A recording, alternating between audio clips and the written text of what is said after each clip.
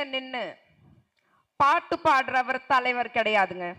மக்களுக்காக பாடுபடுறவர் தான் தலைவர். யாரு நம்ம பொள்ளாச்சி தம்பிங்களாமா? அவர் என்ன ஹெல்ப் பண்றாருன்னு நீங்களே பாருங்க.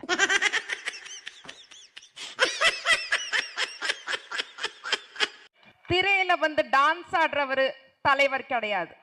தரையில இறங்கி அடிக்கிறார் பாருங்க, அவர் தாங்க தலைவர்.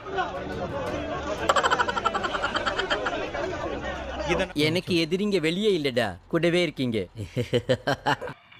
அப்படின்னு படையப்பால வர ரம்யா கிருஷ்ணன் மேடம் மாதிரி ஆபீஸ் ரூம்ல உட்கார்ந்துட்டு லாஜிக்கே இல்லாம ஸ்லோ மோஷன்ல பேசுறவர் தலைவர் கிடையாது.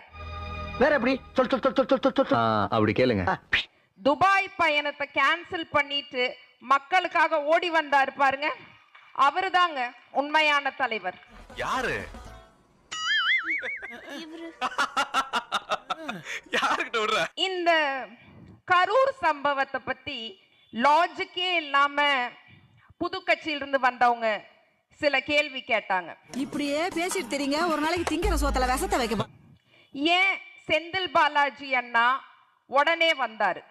செந்தில் பாலாஜி அண்ணா உடனே வந்தது அவரோட எஃபிஷியன்சியை காமிக்குது. முடியல. ஏன் அன்பில் மகேஷ் அண்ணா அழுதாரு?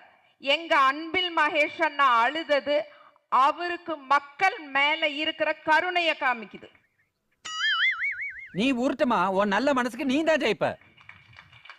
ஏன் ஜோதிமணி மேடம் ஓடி வந்தாங்க? ஜோதிமணி மேடம் ஓடி வந்தது அவங்களுக்கு மக்கள் மேல இருக்கிற கருணையை காமிக்குது. உன்னை இந்த மாதிரி எல்லாம் பேச சொல்லி யாரா சொல்லி கொடுக்குறா? என் மூளை என்ன முதுகுலயே வச்சு சும்மா லாஜிக்கே இல்லாம நீங்க பெர்மிஷன் கொடுக்கல, நீங்க பெர்மிஷன் கொடுக்கல, எல்லாமே எங்களை கேட்டாங்க பண்றீங்க. சொல்லுங்க, யார் இவரு?